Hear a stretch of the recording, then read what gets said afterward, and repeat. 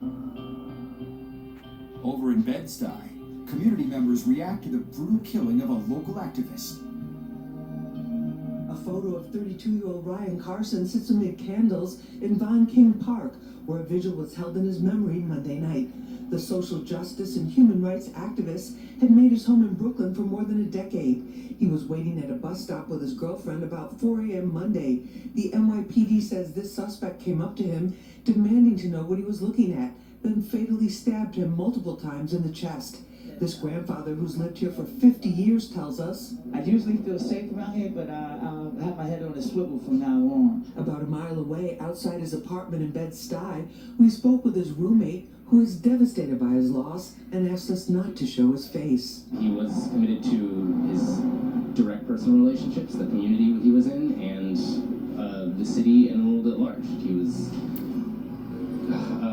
Let's talk about it. A liberal activist that supports Marxism gets killed by a savage little 18-year-old, which they caught him, by the way. His first name was Brian, the actual alleged stabber of this guy, Randy.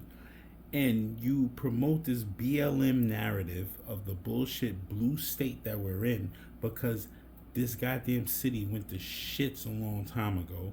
So now you promote this and you tell people that these guys are hurt in this nobby. They can't be with us in the promised land. You get rid of them now and that's it. Heads off. It is what it is. I've never met another person like him. New York State Assembly member Emily Gallagher, who'd worked with him on various issues, posted a tribute on X. For more than a decade, Ryan Carson had been a staff member at NYPIRG.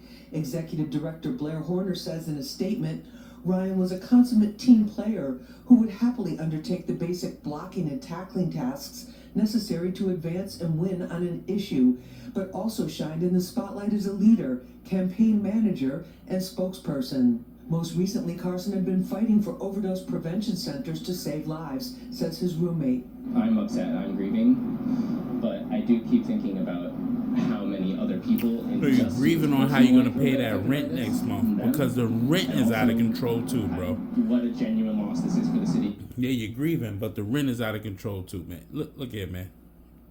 This is insanity. You're really grieving on how you're going to pay that rent next month. You're not grieving over this. And his girlfriend didn't really respond to it. They're not even putting a spotlight on his girlfriend because the girlfriend didn't even scream or react to the situation that was even going at hand.